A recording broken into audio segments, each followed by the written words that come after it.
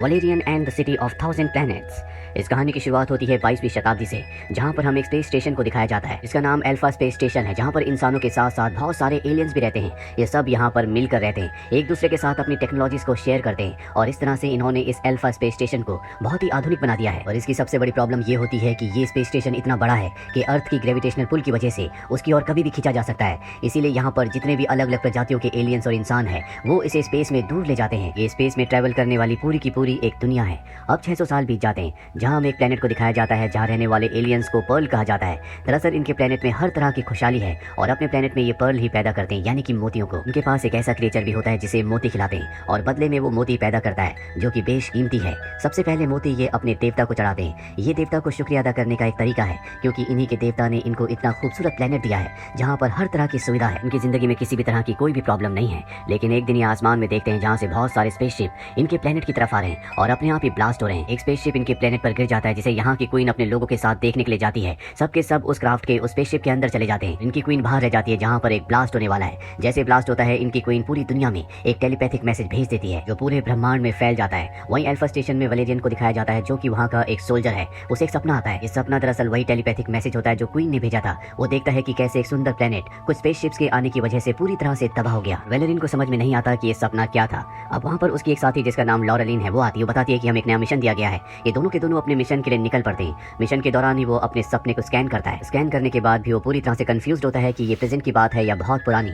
अब ये एक दूसरे प्लेनेट पर पहुंच जाते हैं जहां पर इन्हें क्रीचर को पकड़ना है। यही इनका मिशन है। दरअसल इस क्रीचर की ब्लैक मार्केट में बहुत ज्यादा कीमत है, क्योंकि वो मोतियों को यानी कि पर्ल को पैदा करता है। ये दोनों के दोनों यहाँ पर पहुंच जाते हैं। देखते हैं कि ये प्लेनेट पूरी तरह से बंजर है, यहाँ पर कोई भी नहीं है। दरअसल इस प्लेनेट की जो ब्लैक मार्केट होती है वो एक दूसरी दुनिया में है और उस दुनिया को देखने के लिए इन्हें खास तरह के ग्लासेस पहनने पड़ेंगे। यहाँ पर वलेरियन को एक लड़का मिलता है जो उसे एक गन और खास तरह के ग्लासेस देता है। उसे पहनने के बाद वो यहाँ से टेलीपोर्ट होकर उस दुनिया में पहुंच जाता है जहाँ पर ब्लैक मार्केट है। यहाँ पर अलग अलग तरह के एलियंस हैं और यहाँ उस क्रीचर की बहुत बड़ी डील होने वाली होती है। और ये डील उसी प्लेनेट के एलियंस करने वाले होते हैं जिनके प्लेनेट पर मोती पैदा होते थे, जिनकी क्वीन ने पूरी दुनिया में एक टेलीपैथिक मैसेज भेजा था जिसका सपना वलेरियन को आया था। वलेरियन उस जगह पहुंच जाता है जहाँ पर उस छोटे से क्रीचर की डील हो रही होती है। दरअसल वो क्रीचर अब दो बड़े बड़े एलियंस के पास है, जिसे खरीदने के लिए उसी प्लेनेट के लोग आए होते हैं जिनका ये क्रीचर है। इस क्रीचर के बदले वो इन्हें बेशकीमती मोती देना चाहते हैं जिसकी बहुत ज्यादा ताकत है। लेकिन इससे पहले कि ये डील हो पाती, वलेरियन यहाँ पर आकर इनके ऊपर हमला कर देता है और उस क्रीचर को और मोती को लेकर यहाँ से निकल जाता है। हालांकि उसके पीछे एलियंस भेजे जाते हैं जो कि बहुत ही खतरनाक होते हैं, लेकिन वलेरियन किसी तरह से अपने स्पेसशिप में आ जाता है और यहाँ से स्पेसशिप उड़ाकर ले जाता है। यानी कि अब उसके पास वो क्रीचर भी है और साथ ही बेशकीमती मोती भी। लेकिन वलेरियन ने वहाँ पर जिन एलियंस को देखा था ये वही एलियंस थे जो उसके सपने में आए थे और अब वो उस मोती के बारे में जानना चाहता है। उसे पता चलता है कि इस मोती के अंदर बहुत ताकत है। इस मोती के अंदर इतनी एनर्जी है जितनी उसके स्पेसशिप में भी नहीं है। साथ ही उसे उस पर्ल से, उस मोती से ये पता चलता है कि जिस प्लेनेट का उसने सपना देखा था वो प्लेनेट इस ब्रह्मांड में आज से 30 साल पहले था। यानी कि 30 साल पहले वो डिस्ट्रॉय हो गया, जिसका मतलब ये है कि जो सपना आज उसने प्रेजेंट में देखा था दरअसल वो मैसेज आज से 30 साल पहले भेजा गया था और जिसका विजन उसे आज इस वक्त में आया। उस प्लेनेट के बारे में और भी जानना चाहता है लेकिन उसे उसका एक्सेस नहीं मिलता। दरअसल उसके सीनियर ने इस पूरी की पूरी इन्फॉर्मेशन को छुपा कर रखा होता है। वलेरियन लॉरेलिन के साथ अपने अल्फा स्पेस स्टेशन पर वापस आ जाता है जो कि बहुत बड़ा है। यहाँ पर 800 तरह के अलग अलग एलियंस रहते हैं। इनमें कुछ ऐसे भी एलियंस हैं जो चीजों को रीजनरेट कर सकते हैं। वलेरियन और लॉरेलिन अपने सीनियर, अपने कमांडर के पास जाते हैं। कमांडर के यहाँ पर अपने पर्सनल रोबोट्स भी होते हैं जो उनके कहने पर कुछ भी कर सकते हैं। साथ ही कमांडर इन दोनों को मिशन के बारे में बताते हैं। कहते हैं कि हमारे पूरे के पूरे प्लेनेट यानी कि हमारे स्पेस स्टेशन के बीचों बीच एक रेड जोन है जिसके बारे में किसी को कुछ नहीं पता। मैंने अपनी टीम को वहाँ पर इन्वेस्टिगेशन करने के लिए भेजा था लेकिन वहाँ से कोई भी वापस नहीं आया। मुझे लगता है कि अल्फा के बीचों बीच जो रेड जोन है वहाँ पर कुछ ऐसी चीज है जो हमारे पूरे के पूरे स्पेस स्टेशन को यानी कि अल्फा को पूरी तरह से खत्म कर सकती है। हाँ, कमांडर ने उस खूबसूरत प्लेनेट की एक एलियन को भी पकड़ा होता है जो मोती पैदा किया करते थे, जिनका वो क्रीचर है और कमांडर उसे टॉर्चर कर रहा होता है। कमांडर वलेरियन के साथ ही लॉरेलिन से उस क्रीचर को मांगता है जो उसके पास होता है, पर लॉरेलिन उसे देने से मना कर देती है। वो कहती है जब तक मिशन के बारे में सब कुछ पता नहीं चल जाता इसे मैं अपने पास ही रखूंगी। सबसे पहले हमें उस रेड जोन के बारे में पता करना चाहिए। दरअसल वलेरियन को और लॉरेलिन को अपने कमांडर पर शक है। कमांडर इसके बाद मीटिंग में अंदर चले जाते हैं जहाँ पर बहुत सारे अलग अलग जाति के एलियंस होते हैं और जब इनकी मीटिंग चली रही होती है तभी वहाँ पर एक धमाका होता है और ये धमाका उसी खूबसूरत प्लेनेट के एलियंस ने किया होता है। वहाँ उनके ऊपर हमला करके कमांडर को पकड़कर अपने साथ ले जाते हैं। वलेरियन कमांडर को बचाने के लिए उनका पीछा करता है लेकिन वो ऐसा नहीं कर पाता और अब अल्फा की जो गवर्नमेंट है वो भी कमांडर की मदद नहीं कर सकती क्योंकि वो एलियंस कमांडर को रेड जोन में ले गए हैं। यहाँ पर किसी का भी जाना मना है। वहीं हमें वलेरियन के साथ ही लॉरेलिन को दिखाया जाता है जो वलेरियन की मदद करने के लिए वहाँ पर पहुंच जाती है, पर तभी कुछ एलियंस आते हैं उसे पकड़कर अपने साथ ले जाते हैं। ये बात गवर्नमेंट को पता चल जाती है कि लॉरेलिन को पकड़ लिया गया है और वो लॉरेलिन की मदद भी नहीं करते क्योंकि वहाँ पर रेड जोन में जाना हर किसी के लिए वर्जित है। पर वलेरियन अपनी दोस्त लॉरेलिन को किसी भी कीमत पर बचाना चाहता है,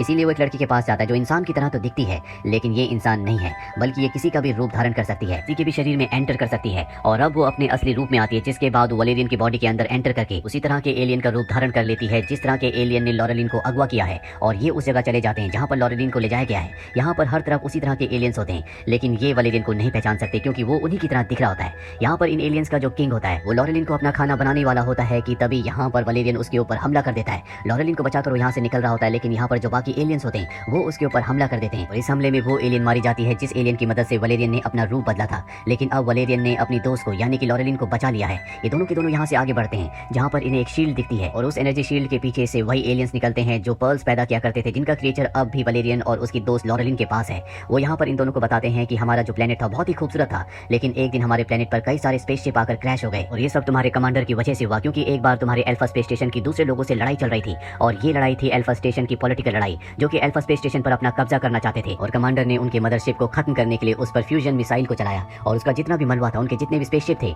सब के सब हमारे प्लेनेट पर क्रैश करवा दिए। इसकी वजह से वो सब के सब स्पेसशिप हमारे प्लेनेट के ऊपर आकर क्रैश होना शुरू हो गए। हम कुछ लोग एक स्पेसशिप के अंदर चले गए, लेकिन हमारी जो प्रिंसेस थी वो भारी रह गई और मरने से पहले उसने अपनी बॉडी अपनी सोल से एक टेलीपैथिक मैसेज भेजा जो 30 साल पहले भेजा गया था। जो मैसेज तुमने अपने सपने में देखा था, दरअसल हमारी प्रिंसेस की सोल का एक हिस्सा अब भी तुम्हारे अंदर है और यहाँ पर सभी एलियंस को वलेरियन के अंदर प्रिंसेस की छाया का वो हिस्सा दिख रहा होता है। दरअसल जब इनके प्लेनेट के ऊपर वो सब के सब स्पेसशिप क्रैश हुए थे तो उसके बाद इन्होंने स्पेसशिप्स के ऊपर काम करना शुरू किया, उस टेक्नोलॉजी को समझा, जिसके बाद इन्होंने उस स्पेसशिप को रिपेयर किया और अल्फा स्पेस स्टेशन तक आ गए, जहाँ पर इन्होंने जिंदगी को एक बार फिर से जीना सीखा, यहाँ की टेक्नोलॉजीज को सीखा और अल्फा स्टेशन के सेंटर में आकर रहने लगे। कमांडर को बात पता थी, इसीलिए उसने इस पूरे के पूरे एरिया को रेड जोन घोषित कर दिया कि कभी कोई बड़े अधिकारी इन एलियन से ना मिले, किसी को ना पता चले कि कमांडर की वजह से इनका पूरा का पूरा प्लेनेट तबाह हो गया था। दरअसल इन एलियंस के पास अब भी वो खास मोती होता है, जिस मोती को उस क्रिएचर को खिलाने से जो क्रिएचर वलेरियन और उसके साथी के पास है वो कई और सारे मोती बना सकता है। इसीलिए ब्लैक मार्केट में ये उस क्रिएचर को हासिल करने गए थे, लेकिन वलेरियन उस क्रिएचर को लेकर निकल गया। अब कमांडर को होश आ जाता है और उसकी पूरी सच्चाई अब वलेरियन को और लॉरेलिन को पता चल चुकी है। साथ ही यहाँ पर कमांडर के जो खास रोबोट्स होते हैं उन्हें और कुछ सोल्जर्स को यहाँ पर कमांडर को बचाने के लिए भेज दिया गया होता है, क्योंकि जो सीनियर अधिकारी होते हैं जो यहाँ के पूरे स्पेस स्टेशन को चलाते हैं उन्हें इस जगह के बारे में और कमांडर के बारे में, एलियंस के बारे में कुछ नहीं पता होता। लेकिन वलेरियन अपने सीनियर्स को यहाँ से रेडियो से कॉल करके सब कुछ बता देता है। इसके बाद वो यहाँ पर कमांडर को लाता और कहता है कि अपने गुनाहों को कबूल करो, लेकिन कमांडर ऐसा नहीं करता, बल्कि उसके जो खास रोबोट्स होते हैं उन्हें एक्टिवेट कर देता है। तो उन सोल्जर्स के ऊपर भी हमला कर देते हैं जिन्हें गवर्नमेंट ने यहाँ पर कमांडर को बचाने के लिए भेजा था, वो सभी सोल्जर्स को मार देते हैं और अब वलेरियन अपने साथी के साथ मिलकर सब रोबोट्स के ऊपर हमला करता और एक एक करके सबको खत्म कर देता है। आते गवर्नमेंट को पता चल चुका है कि कमांडर एक गलत इंसान है, इसीलिए उसे अरेस्ट करने का वारंट भेजा जाता है। वलेरियन को पता है कि वो क्रिएचर यहाँ पर रहने वाले एलियंस को, जिनका एक खूबसूरत प्लेनेट था, कितना जरूरी है, इसीलिए वो क्रिएचर उन्हें दे देता है कि वो अपने लिए कोई प्लेनेट ढूंढकर वहाँ पर पहले जैसी जिंदगी को बिता सकें। लेकिन यहाँ पर वो उस क्रिएचर को एक मोती खिलाते हैं जो इनके पास आखिरी और खास मोती होता है। वो क्रिएचर उनसे कई सारे मोती बनाता है जो इस प्लेनेट पर रहने वालों की शक्ति है और देखते देखते ये स्पेसशिप उनके प्लेनेट में कन्वर्ट हो जाता है। तो देखकर वलेरियन और लॉरेलिन दोनों के दोनों हैरान हो जाते हैं, पर अब इन्हें अपना प्लेनेट वापस मिल चुका है। इनकी जिंदगी में खुशियां एक बार फिर से वापस लौट चुकी है, जो वलेरियन और लॉरेलिन की वजह से हुआ है, जो एक दूसरे को पसंद करते हैं। इसी के साथ ये फिल्म, ये कहानी यहीं पर खत्म हो जाती है। उम्मीद करते हैं कि ये कहानी आपको पसंद आई होगी।